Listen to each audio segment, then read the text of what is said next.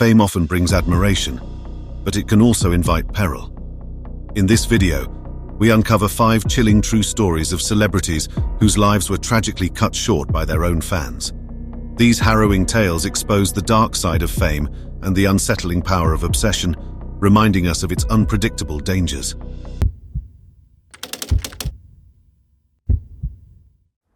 It was July 18, 1989, in West Hollywood, California. Rebecca Schaeffer, a 21-year-old actress, was eagerly waiting for the delivery of a script for The Godfather Part 3. Rebecca was known for her role as Patty Russell on the TV show My Sister Sam. She was excited about this opportunity, which could be a big career break. Little did she know her life was about to turn tragic. Rebecca Schaeffer was born in Eugene, Oregon, on November 6, 1967. She was Dana and Benson Schaeffer's only child. The family was close-knit and deeply involved in their Jewish faith.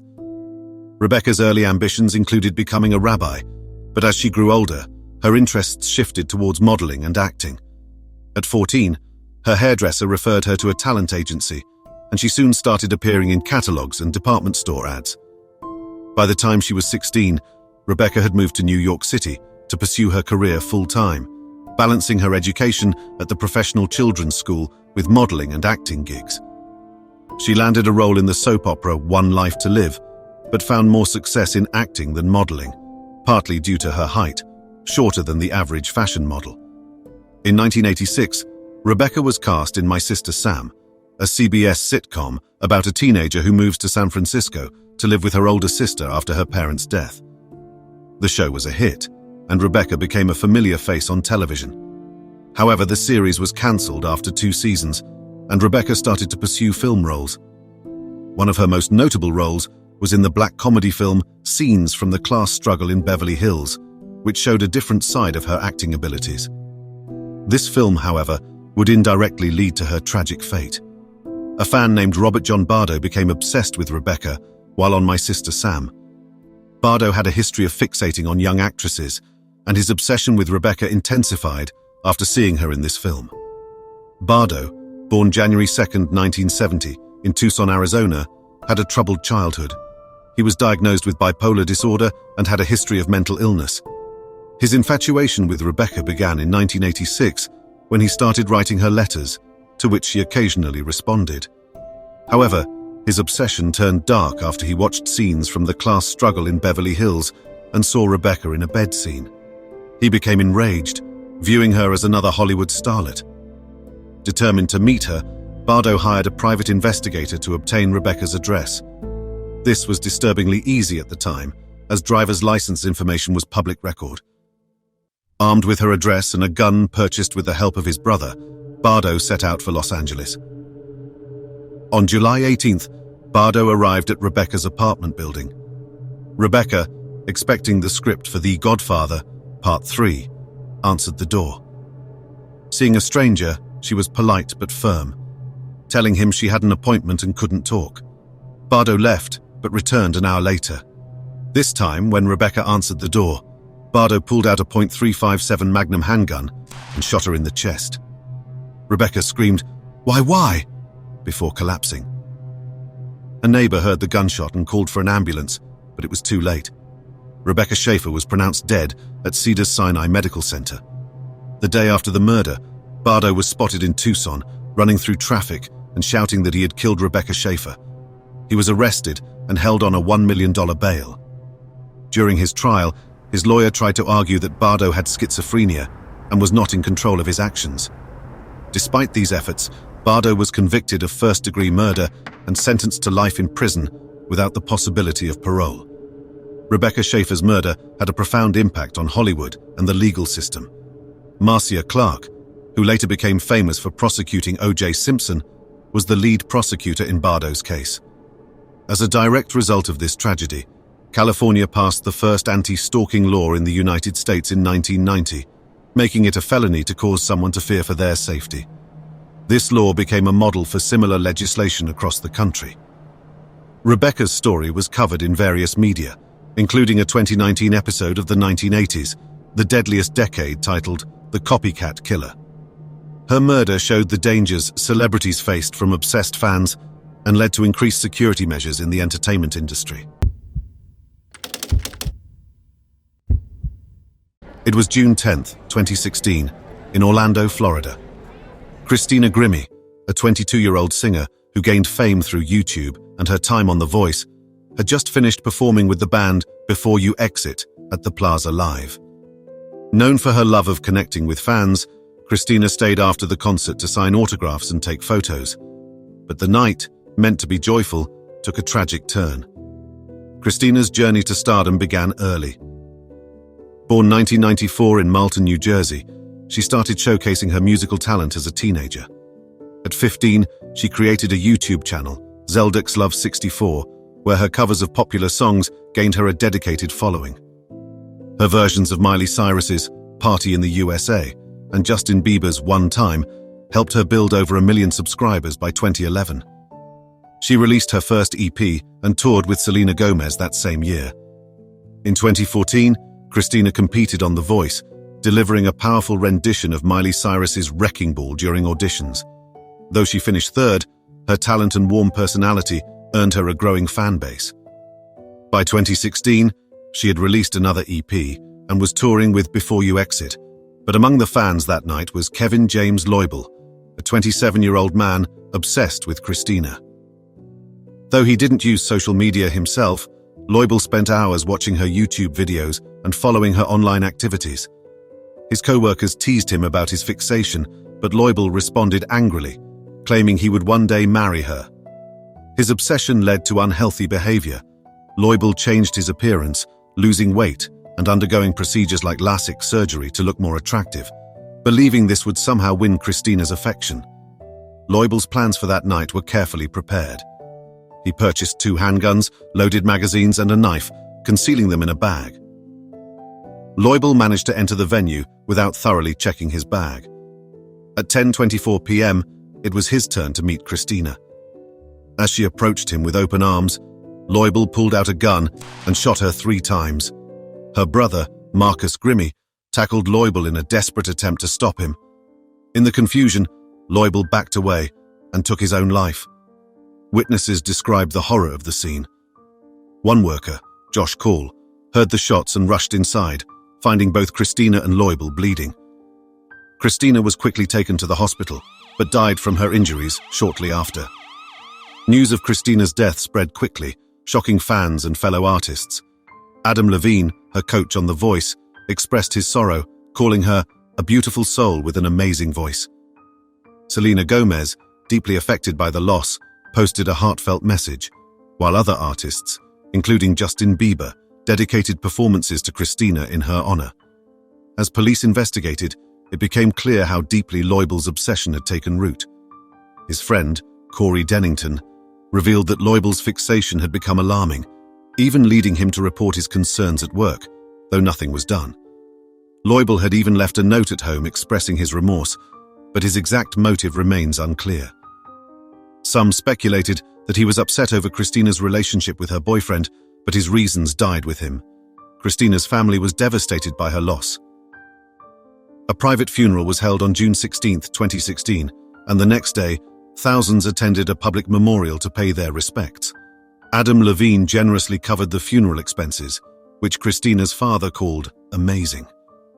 In the aftermath, the Christina Grimmie Foundation was established to support families affected by gun violence. Since its launch, the non-profit has helped over 100 families. Christina's legacy continued through her music, with her family releasing her final single, Invisible, in 2017, and donating proceeds to the foundation. The investigation into her death revealed failures in security at the Plaza Live, leading Christina's family to file a wrongful death lawsuit against the venue.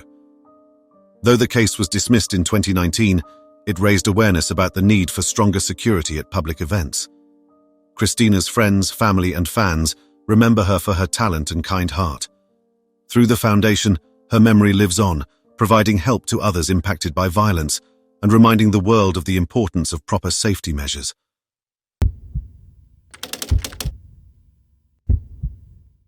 It was December 8, 1980, in New York City. John Lennon, a world-famous member of the Beatles, had just finished a recording session with his wife, Yoko Ono. They were returning to their apartment at the Dakota, an iconic building on the Upper West Side. Lennon was in good spirits, recently releasing his new album, Double Fantasy. Everything seemed to be going well for him that day, but a terrible event was about to unfold. Earlier that day, Lennon briefly interacted with a fan named Mark David Chapman, a 25-year-old from Hawaii.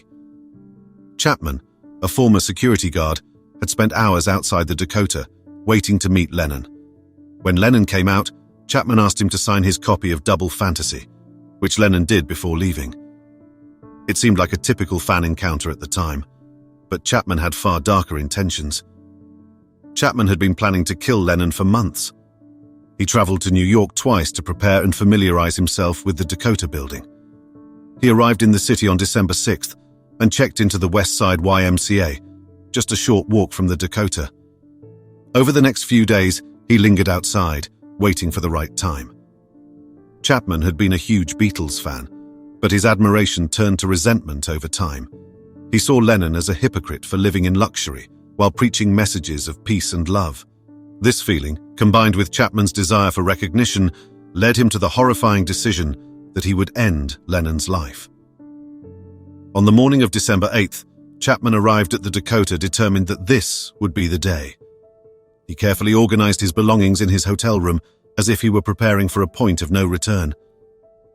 Throughout the day, Chapman loitered near the building, carrying a copy of The Catcher in the Rye, a book he felt deeply connected to. Like the book's main character, he saw himself as a protector of moral values. That day, Chapman even had lunch at a nearby restaurant and spent time with another Beatles fan. He briefly met John and Yoko's son, Sean, and his nanny. Despite these seemingly normal moments, his disturbing plan stayed on track. As the night approached, Lennon and Ono returned home from the studio around 11 p.m. As they exited their limousine and walked toward the building, Chapman said, "Mr. Lennon." When Lennon turned around, Chapman pulled out a .38 caliber revolver and fired 5 shots. 4 bullets hit Lennon in the back and shoulder. Lennon managed to stumble into the entrance of the building, pleading for help. The Dakota's doorman, Jose Perdomo, rushed to Lennon's aid. Chapman, meanwhile, remained at the scene, casually reading his copy of The Catcher in the Rye. When Perdomo asked if he knew what he had done, Chapman simply replied, "I just shot John Lennon." Lennon was quickly taken to Roosevelt Hospital, but the damage was catastrophic.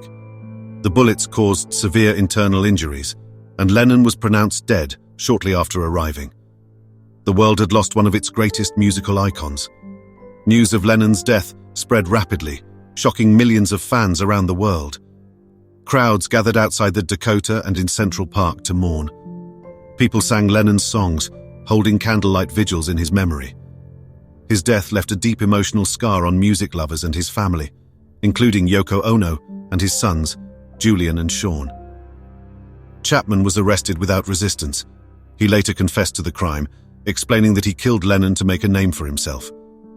Over the years, Chapman has expressed regret for his actions, but he remains in prison, having been denied parole multiple times due to the lasting impact of his crime. John Lennon was only 40 years old when he died. His murder stands as a tragic example of the dangers celebrities face and the unpredictable, sometimes violent nature of fame.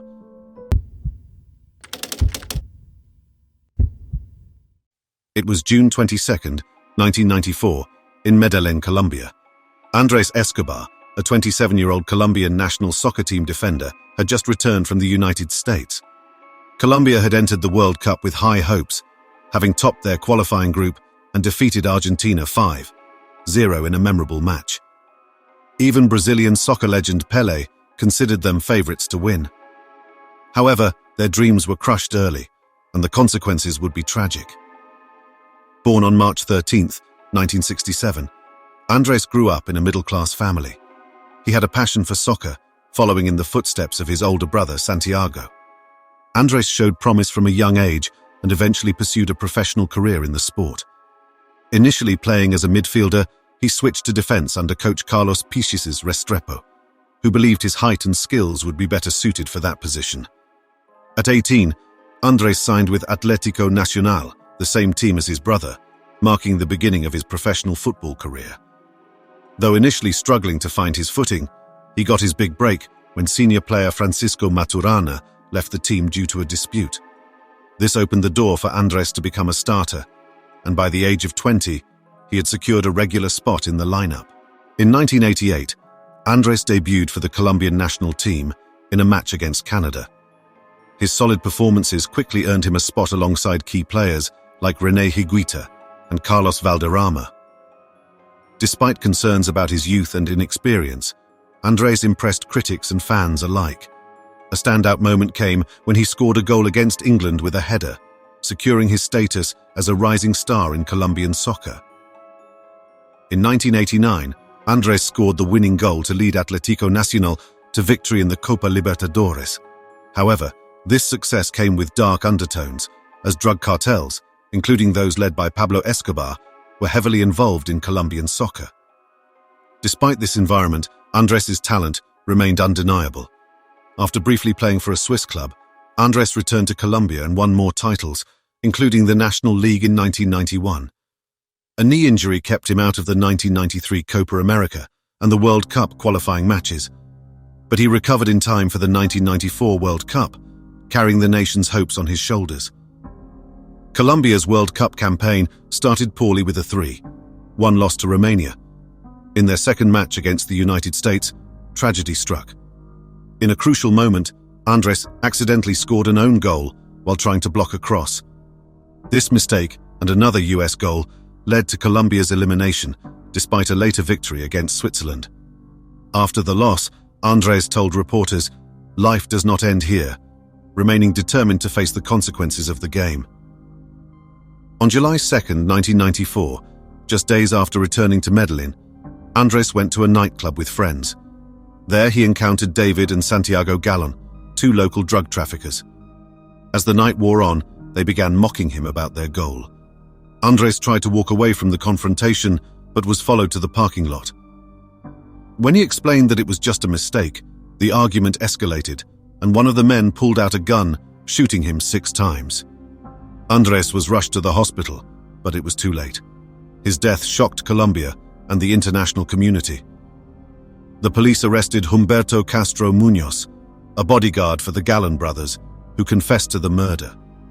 He was sentenced to 43 years in prison, though his sentence was later reduced. An estimated 120,000 people attended Andres Escobar's funeral. His death became a symbol of the deep connection between soccer and the drug-fueled violence that plagued Colombia. Although efforts have been made to improve these conditions, many underlying issues remain.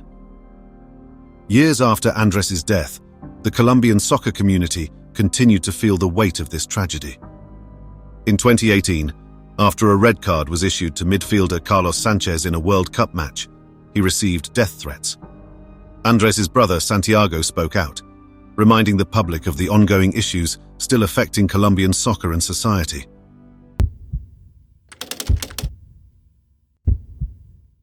It was March 31, 1995, in Corpus Christi, Texas. Selena Quintanilla Perez, a 23-year-old Tejano music star, was preparing for an important meeting. She was widely admired for her vibrant energy and incredible talent, making her a beloved figure in the Latin community. She performed for a record-breaking crowd at the Houston Astrodome. Yet, what should have been a regular day turned into a tragedy that shocked the world. Selena was born in Lake Jackson, Texas, on April 16, 1971.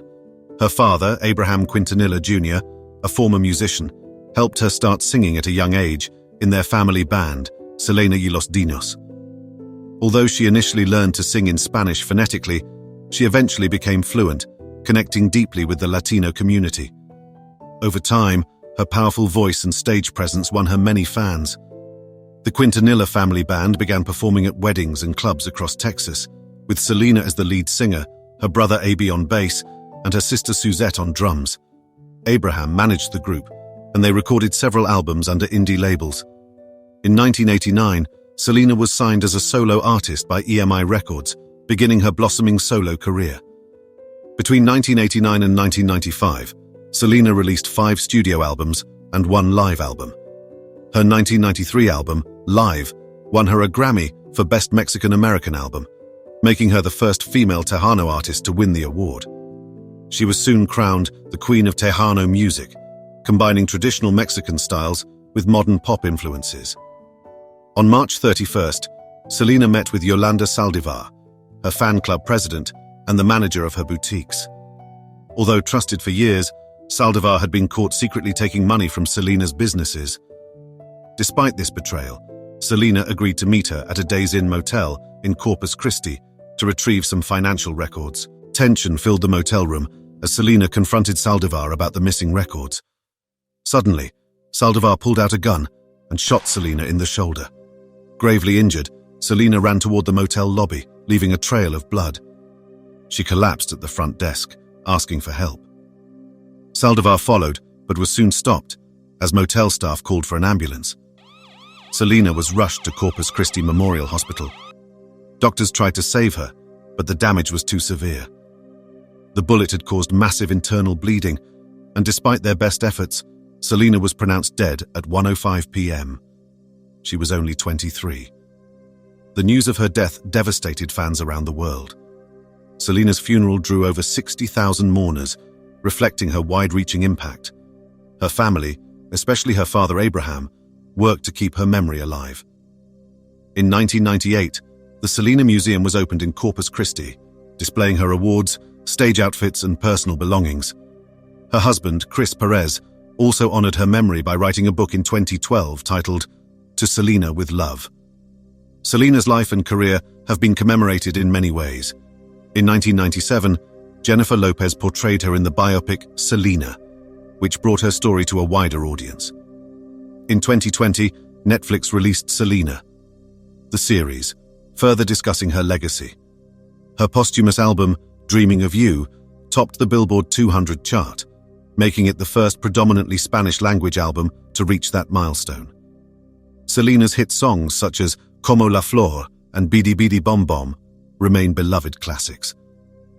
Selena has received numerous posthumous honors, including a star on the Hollywood Walk of Fame in 2017. Her birthday, April 16th, is celebrated as Selena Day in Texas. Fashion also played a big role in her influence, with the Smithsonian adding iconic outfits to their collection in 2022. Additionally, MAC Cosmetics released collections inspired by her style, which sold out almost instantly. Selena Quintanilla Perez achieved remarkable success in her short life, and her legacy inspires millions. Her music, spirit, and influence remain vibrant, leaving many to wonder what more she could have accomplished had she lived longer. Her legacy endures and will forever be remembered as the Queen of Tejano music.